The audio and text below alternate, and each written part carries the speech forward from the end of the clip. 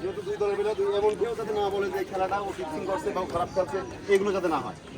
খেলাটা যেহেতু এই দলের হচ্ছে হাসান ক্যাপ্টেন, এই দলের পলাশ ক্যাপ্টেন, এই যে 11টা প্লেয়ার বা 9টা প্লেয়ার খেলাবে, ওর কিন্তু আশা যে এর মধ্যে থেকে আমার এই প্লেয়ার কিন্তু হচ্ছে 14-15টা, কিন্তু বেস্ট 9 কিন্তু বাইসে নেবে কি তোমাদের উপর দায়িত্ব দিবে। আমি তোমরা যদি দায়িত্ব অবহেলা করে দেখা গেলো যে না আমার প্লেয়ার ইয়ে হয়েছে, আমি একটু স্লো খেলি, এটা হয়তো বা তুমি হলে 2 মিনিটের জন্য শান্তি পাবে, পরবর্তীতে দর্শকরা যখন বুঝবে যে এই ছেলেটা খারাপ খেলছে, এটা কিন্তু তোমারও বদনাম করবে এবং পরবর্তী টিমে টুর্নামেন্টে হয় তখন কিন্তু হয়তো এই টুর্নামেন্টের চান্স পাবে না, কোনো দলই তোমাদেরকে নিবে না।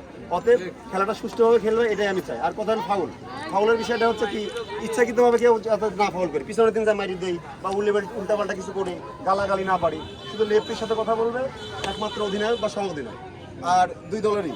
আর যদি কোনো কিছু থাকে দুইজন করে অ্যালাউ, দুই দলের দুইজন করে অ্যালাউ, কোনো রাগারাগি করা যাবে না। একটু লাগতে পারে উল্টে আমার পাওয়ার আছে বিধায় মারি দেবো, কিন্তু খেলার মাঠে কেউ কোনো পাওয়ার নাই, সবাই ভাই সবাই বন্ধু।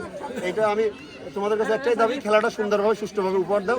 যেরকম এর আগের ম্যাচটা আমি একটা উদাহরণ দিই, মোল্লাপাড়া হচ্ছে কি জানো, আমিন কিন্তু 3টি গোল খাওয়ার পরে একাই খেলি দলকে আবার কিন্তু ড্র করলো, গোল যদিও এটা দিয়েছে কিন্তু অবদান কিন্তু আমিন কিন্তু চাইলে পরে খারাপ খেলতে পারে।